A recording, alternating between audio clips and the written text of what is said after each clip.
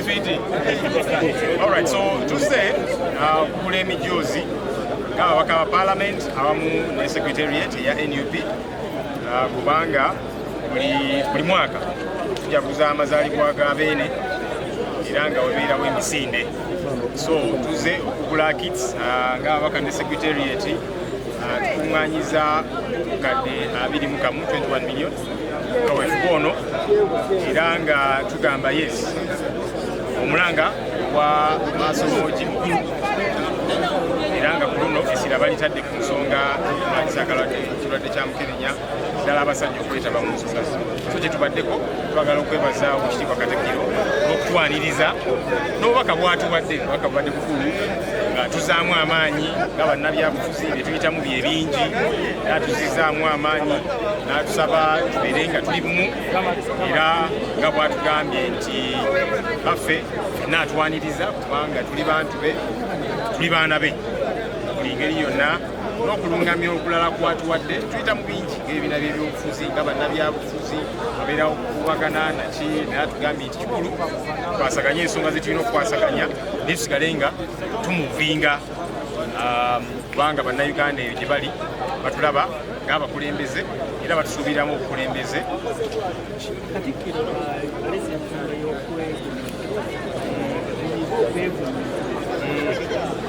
Yes, ensonga y'okwegumiikiriza nkulu nnyo kubanga kumubeera awamu ne bwe gaba amaka omwami n'omukyala oluusi wabeerawo obutakkaanya ku nsonga ezimu oba endala kikulu ne mutuula ne muzoogeramuko ne muzigonjoola.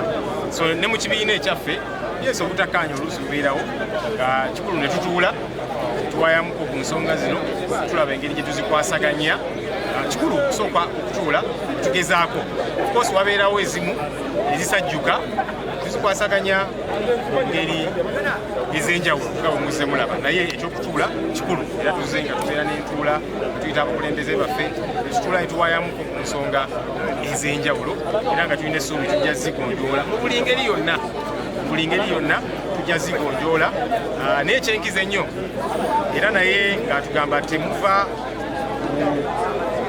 mpisa ng'abakulembeze era ng'ekibiina sekyo kikulu nnyo kuffe nti yes nga bwe tutuula okuwayamuko ku nsonga ez'enjawulo tulina okusigala ku mulamwa gw'empisa bannayuganda ze batusuubiramu ez'obukulembeze era ku nsonga ezo ez'empisa ez'obukulembeze tetulina bwe tujja kukira ku liiso tetulina bwe tugenda kufuumuula mu kibiina kyaffe oba ki naye bwabeerawo oluusi okusiiwuka kw'empisa yes tutuula ne tulaba engeri gye tuzigonjoola ne mu maka omwana bw'abanga alina omusango gw'azizza taata amuyita oluusi ayinza omumuyisaako w'embuya amuyisaako akaswanyu oluusi ayinza okwogeramuko naye oluusi n'amuwa punishment nti kaakati togendagenda out oba kwegamba ez'enjawulo oluusi nti kaakati galamira n'amuyisaako obuswanyu ne n'asigala ng'ali mwana. So naffe ng'ekibiina yes bwe tutyo oluusi tutuula ne tuwayamuko oluusi obuswanyu mujja bulaba ku nsonga ez'enjawulo naye era ne tusigala tuli baana nga tulina okumuvinga n'omulamwa gwe tuliko.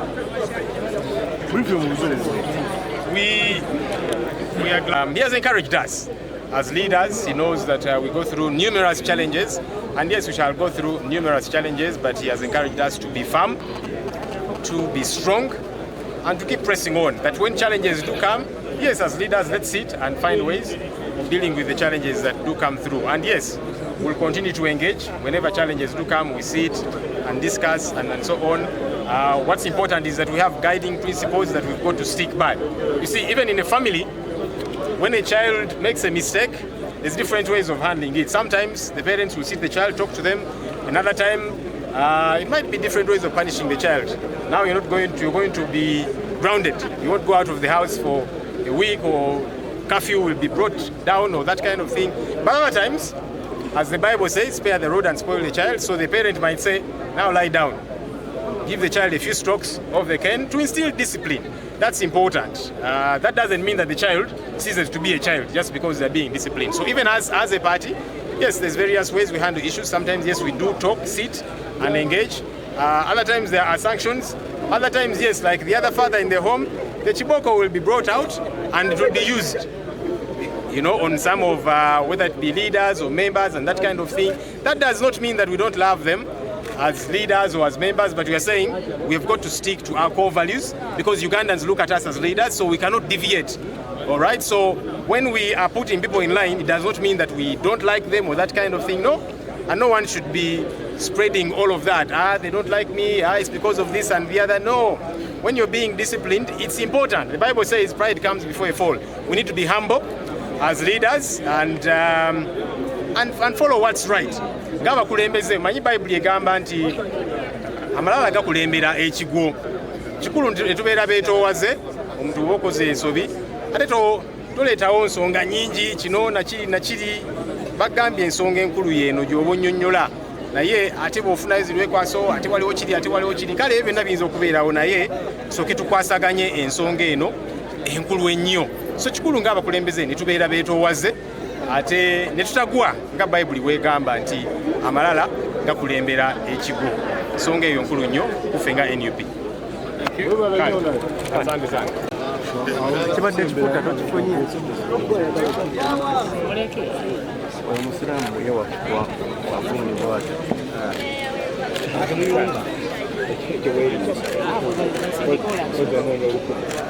musiraamu tukumanyi gwoli wafujja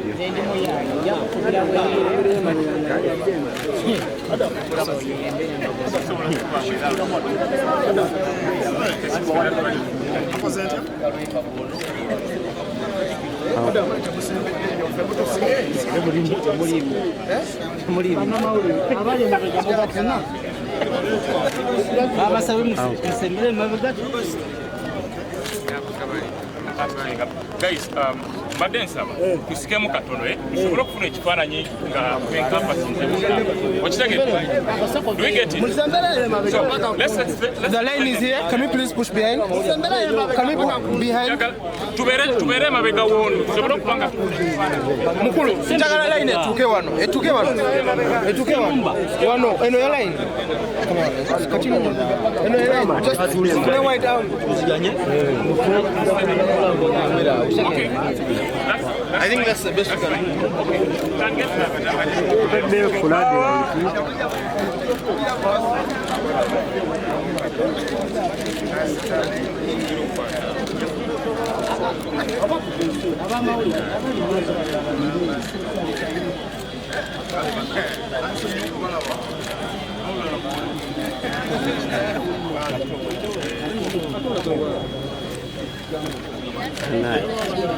ajja mukulu